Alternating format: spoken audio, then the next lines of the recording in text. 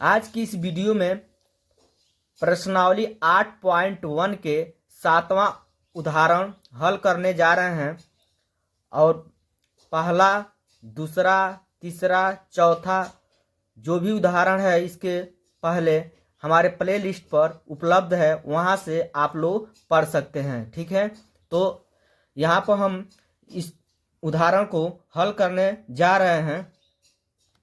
दिया है, यदि काश ए बराबर ए बटा बी है तो tan ए का मान ज्ञात कीजिए। ठीक है, तो सबसे पहले जो दिया है उसको हम लिख लेंगे।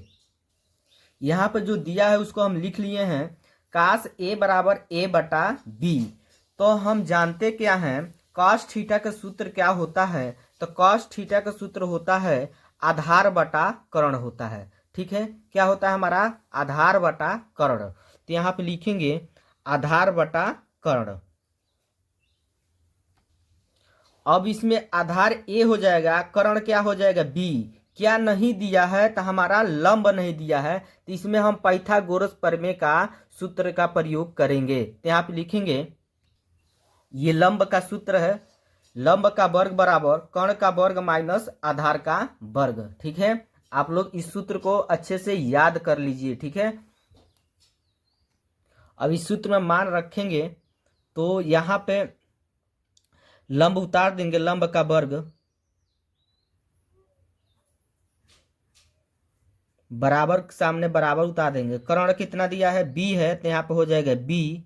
इस पर स्क्वायर है तो इस पर स्क्वायर लगा देंगे, माइनस उतार देंगे।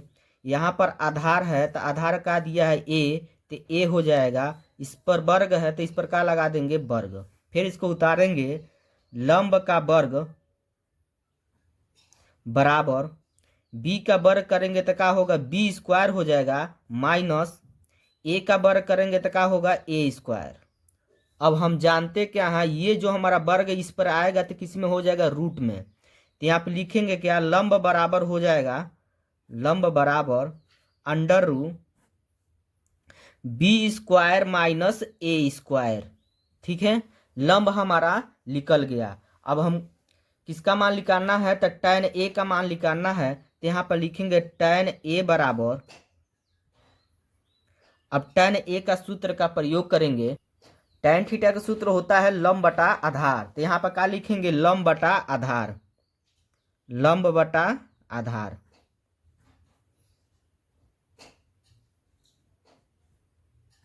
अब मान रखेंगे, अब इसमें लंब क्या है, लंब यही निकला है अंडर रू बी स्क्वायर माइनस ए स्क्वायर बटा आधार कितना है, तो आधार हमारा ए दिया है तो यहाँ पे लिख देंगे ए।